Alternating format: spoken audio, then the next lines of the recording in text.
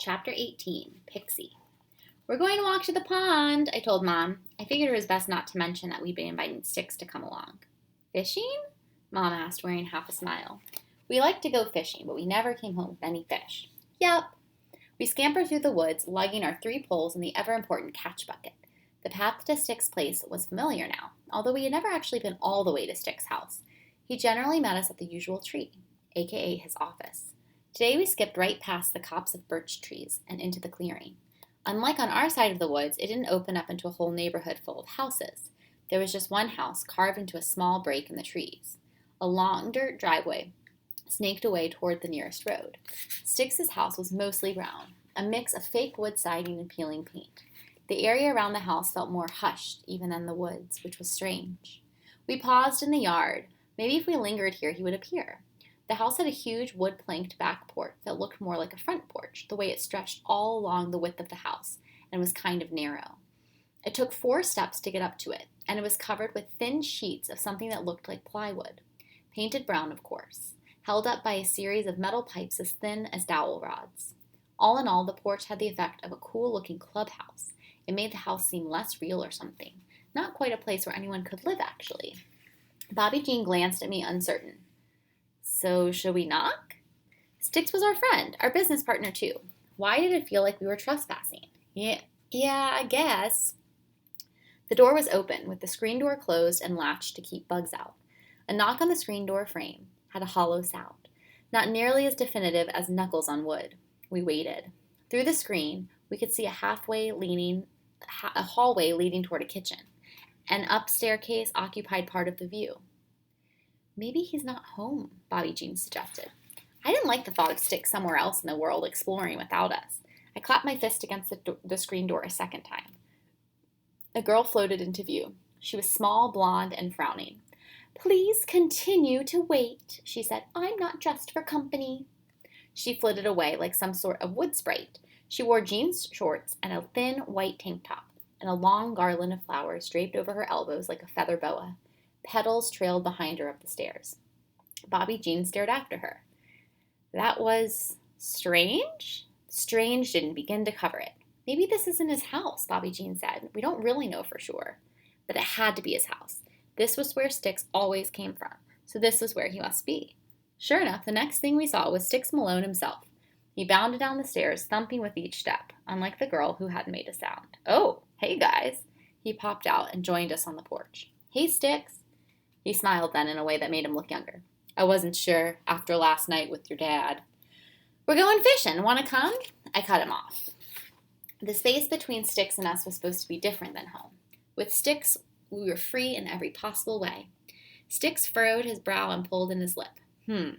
Never been fishing." "It's easy," we assured him. "Yeah, sure," he agreed. I could do that." We strolled off the porch and into the yard. We had almost made it to the tree line when the screen creaked behind us. The blonde girl darted onto the porch. "Wait for me," she called.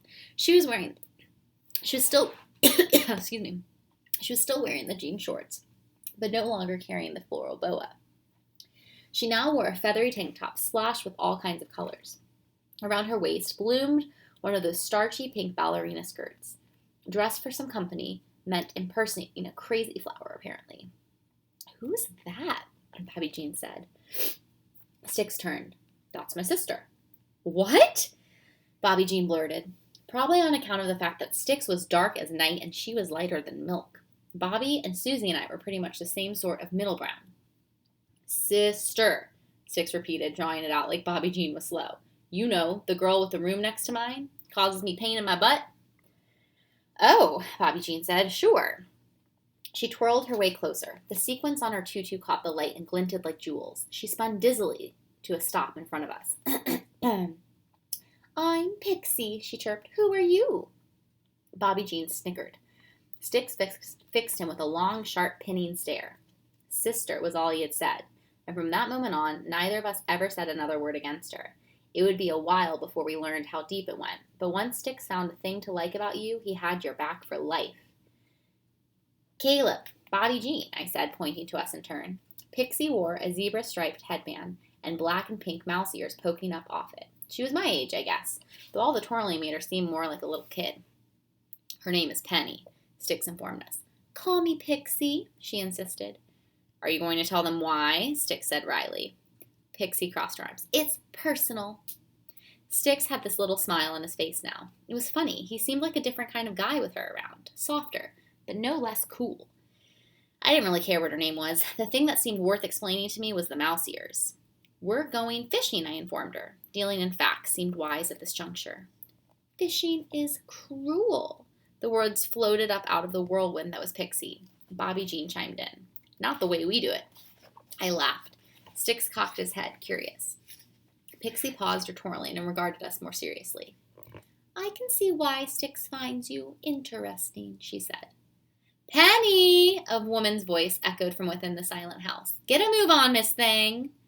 Pixie spun straight into my personal space. I can't go fishing, she said. I have a prior appointment. Invite me again sometime.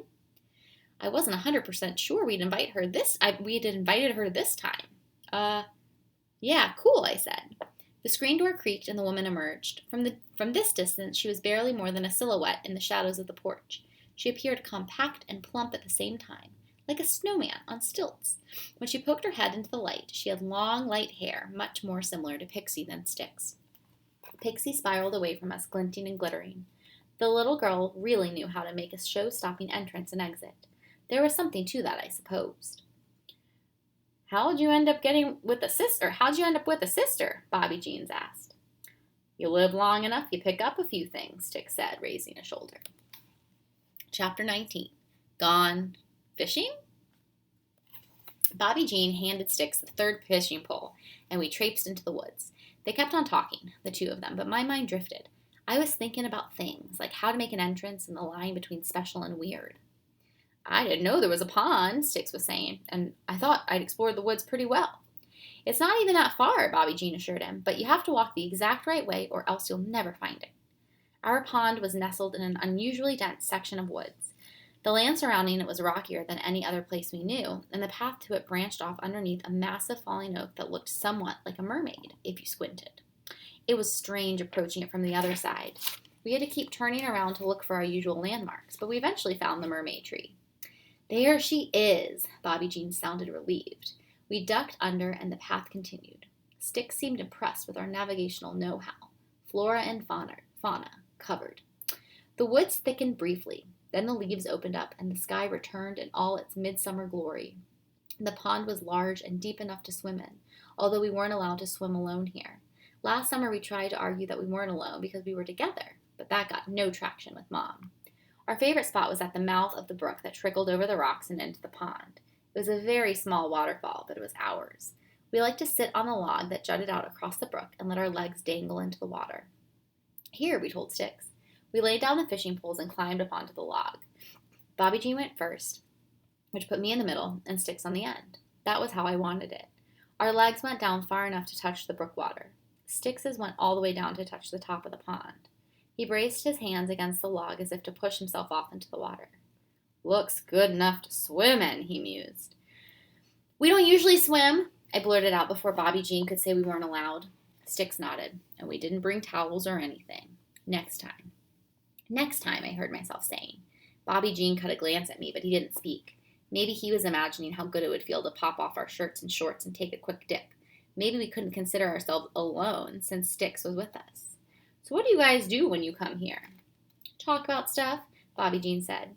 We liked the sound of the water and the look of the rocks, the feel of the breeze.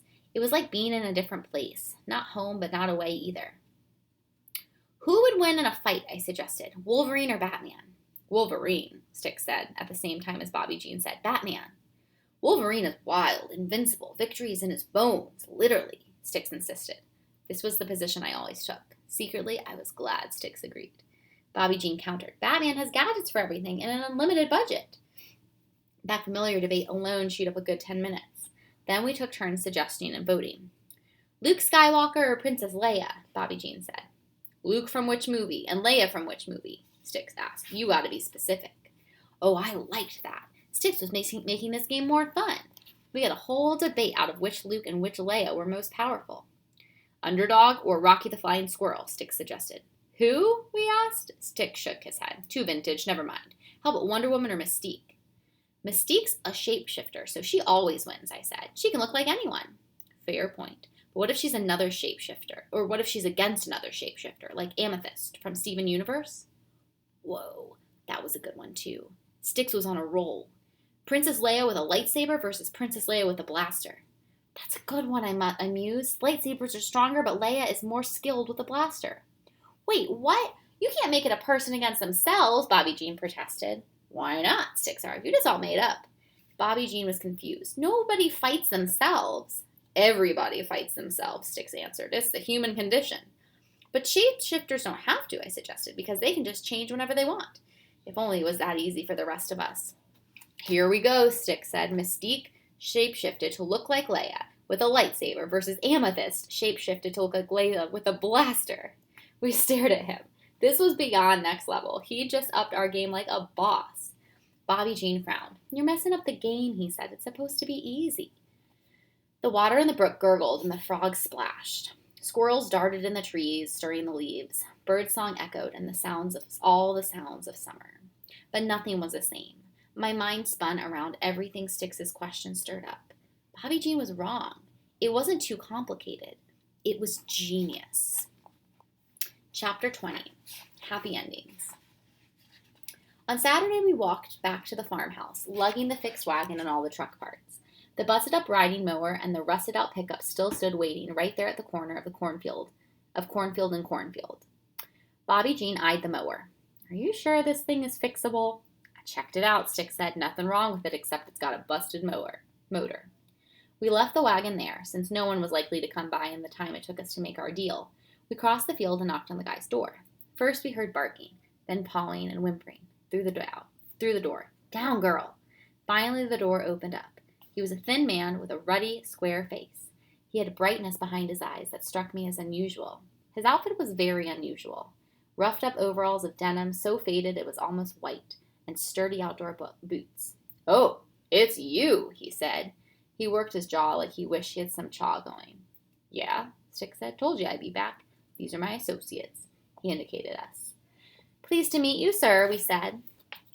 The farmer regarded us with his bright gaze. You're Bobby Franklin's boys, aren't you? That's right, Bobby Jean said. It was impossible to go anywhere in this town. I racked my brain trying to think if we knew him. The mailbox at the end of the drive had said Maddox. Mr. Maddox, we've got a great deal for you, I told him, pulling myself tall. Well, all right, the farmer said. He crossed his arms. Let's hear it. We could tell you or we could show you, Styx said. Want to come out and take a look at what we brought? Mr. Maddox worked his jaw. You got a problem with dogs? Truth be told, we did have a bit of a problem. We never had one of our own, so we didn't quite know what to do around them. This was one of the biggest dogs I'd ever seen. Nah, Styx said. She's cute. Mr. Maddox swished his finger, and the large dog rushed through the door. She began circling our legs and barking in earnest. She sniffed and nudged and rubbed against us. Whoa, Bunny, take it easy there. The farmer snapped his fingers, and the dog returned to his side. Bunny? Bobby, Jean, and I exchanged wide-eyed glances. What kind is she? I asked. I thought that was the right question. English Mastiff, he answered. She's a sweet dog. Just gets excited when there's people. Mr. Maddox and Bunny, the giant Mastiff, accompanied us back across the field. The dog was very well behaved, but energetic and curious all the while. Styx showed Mr. Maddox the wagon. This is everything you need to fix the truck. You'll get a better price for it now. Bunny circled the mower, sniffing for the perfect place to do her own business. She squatted happily beside the mower's tire. Bobby Jean stared at the massive pile she left behind. I returned my attention to the deal in motion. We'll trade all the truck parts to you in exchange for the mower, I said. That's a good deal. Mr. Maddox considered it. I reckon, but what are you kids going to do with a broken-down mower? That's our business, Styx said. You're not going to be able to move it from this spot until it's drivable, Mr. Maddox warned. You okay with that? Styx asked. It's going to take us some time, but we'll get it done. It's going to sit here one way or the other, Mr. Maddox acknowledged. No skin off my nose. So what's the deal? So that's a deal then? Styx confirmed. Mr. Maddox nodded. Sure thing. Saved me a couple of headaches. He reached out and shook Styx's hand. I stepped up so that he'd shake mine too. Thanks kindly, Mr. Maddox. He worked his jaw. Just business, he said. Y'all take care. He snapped his finger and Bunny dutifully followed him as he headed home across the field. Cool beans, Bobby Jean said. So I guess we own this thing now. Styx plucked the for sale sign off the mower seat and tossed it into the bed of the pickup. Yup, it's ours. It was the biggest object we'd ever laid claim to. Bobby Jean and I stood reverently before the mower's front grill. Styx was doing something similar around back. Ready to go? Bobby Jean asked. Hang on a sec. Styx stood with his hands on the back of the mower. Bobby Jean raised an eyebrow. You praying or something? It did kind of look like maybe he was blessing the thing. Styx closed his eyes. I just want to feel the moment, you know? I sure liked the sound of that. When things go my way, I like to stop time just for a second. Why? I asked. When Styx talked like this, I had to know more. Shh, he said. I licked my lips, tried to swallow, then closed my eyes to feel the moment. The moment felt like Saturday, like summer heat, like adventure. It felt as big as the sky above us and as firm as the ground beneath. It felt like the soft swish of corn tassels and being one step closer to an impossible dream. Can you feel it? He whispered. Oh, yeah. Styx blew out a breath. He lightly smacked the mower the way you might pat a horse on the rump. One step closer to our happy ending. He rounded the mower toward us and stepped right in the doggy-do. Perfect, he muttered. Oh, gross, Bobby Jean said. I cringed. No happy ending off that one. Styx moonwalked through a patch of grass like it was no biggie. Happy ending depends on where you stop the story. Whoa, that was deep. What? Bobby Jean's voice rose like a bubble in water. Bobby Jean does not do deep. A story is a story. It begins and then it ends. You sure? Styx grinned. What happened before the beginning? What happened after the end? Nothing, Bobby Jean said. That's not part of the story. Say you're reading a comic, Styx said. When you finish it, the hero usually wins. But if you kept reading 5 pages into the next issue and stopped, Bobby Jean's face reddened. But that's not the end. Everything's fine in the end. If you stop the story there, it's the end, I said. I get that. Bobby Jean stewed. We walked. We were still high on the victory in hand. The road seemed shorter, the world a bit brighter. Styx reached into his pocket for his candy cigarette pack. He offered us 2, but we declined. It was Styx's thing, really. One of many things I wanted to understand but didn't. He pretended to light it and puff on it. I watched him out of the corner of my eye, wondering, but not having the words. There was always another layer. We walked in silence this way for a while. The thought that had been circling in my mind like a vulture finally settled. Hey, Styx, I called. Did you ever have a happy ending? Styx cut his gaze toward me. He puffed the candy cigarette and then eased it down to his side. Nah, he said. Not that I know of. Chapter 21, Limo. We picked Styx up at his office. The plan was to go check on the grasshopper. We also needed some supplies, so we brought along $20 from the fireworks trade. The next phase, acquiring the motor, would be a bit more complicated, Styx had told us. It would take us a few days to get ready. We rolled up to his office. Hey, Styx, we said. Hey. Hey, another voice floated down from us on high. We looked up. Hey, Pixie. She hung upside down with her knees hooked over a branch about 12 feet up. Her cheeks drooped toward her eyes and her hair pointed straight toward the ground, making her look like a dangling troll doll. The mouse-ear headband contributed to the effect considerably. Come on up, she said. The leaves are refreshing. You are nutty, I answered. Pixie nodded. I'm mostly pecans, with just a soupcon of sugar. Styx and I laughed out loud. They make coupons for being weird? Bobby Jean asked. That figures. Soupcon, Pixie repeated. It means tiny dab, but more fancy-like. We're going downtown, I told her. No, thank you, I said. I'm communing. So we left her dangling like a psychedelic squirrel and headed for town. All thoughts drifted toward mission, Grasshopper. We were stealth agents on recon. You think it's going to get sold before we're ready, I asked. My stomach tightened at the thought. What if it was all for nothing? Styx puffed on a candy cigarette. Nah, but it makes good sense to check on it now and again. When the time comes, there'll be less hassle if we know all the salespeople and the owner. By the time we're done, he'll be begging to give us the thing. Styx didn't seem worried about anything. He assumed it would all line up exactly the way we wanted. As he led the way through the woods, I swear the breeze blew just right to open the path for him. He never had to duck or push aside a stray branch. I wondered what it felt like to move through the world like that. Plus, we need the rust remover. Styx glanced at us. You brought cash? Yeah, what's it for? Bobby Jean asked. We gotta clean up that old lunchbox so we can trade it for a motor. My face wrinkled of its own accord. Who's gonna want that old thing? Styx grinned. Relax, I got this.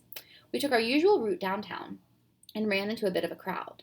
The street in front of Dixon and Morris was lined with parked cars. Funeral today, Bobby Jean said. We didn't think anything of it. Sutton was full of old people. In the mornings, Dad handed us the comics out of the paper and flipped over to the obituaries just to make sure everyone we knew was still alive and kicking. This very morning it had gone something like this. Biddy Cunningham. That sounds familiar, babe. Mom shook her head. We didn't know her. 86, died in her sleep. That's a good long life. The sound of Dad's paper rustling over the crunch of our Honey Nut Cheerios. Bill Randall? Mom shook her head. Russell Crunch. Bobby Jean slurped his milk, and Mom slid the side eye. Russell Crunch slurp. Dad sighed. The Cubs, man, can't catch a break this season. And that was the end of that. We strolled on by the funeral home, like we'd done 1,000 times before, but today one unusual thing did happen. We happened to be going by at the moment a fancy limo arrived. Not the one for the body. That one was already parked right by the curb. The limo was not the normal black. It was gunmetal gray and glinting in the sunlight.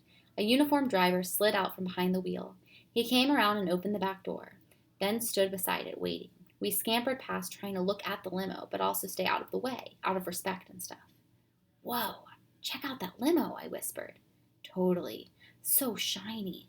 There's probably a TV inside and everything. For sure. Bobby Jean and I riffed about it all the way down the block. We'd ridden in a limo when Grandma Nooney died. We were supposed to be all sad, and we were, but it was also fun to bounce on the seats and zip the windows up and down and open and close the minibar while saying things like, Jeeves, I'd like another. At your service, sir. Mom had cried, Dad had yelled. We giggled into our lapels, and we laughed out loud now, remembering. Styx was quiet. The candy cigarette balanced on the edge of his lip. His gaze, half vacant, was directed at the long car, too. The driver nodded sedately to us as we passed. Hey, Stick, you ever ride in a limo? We waited. Any moment now, Styx would launch into some outlandish tale that could not possibly be true unless he was some kind of celebrity. Just one time. We made it all the way to the corner before he answered us. Once, he said.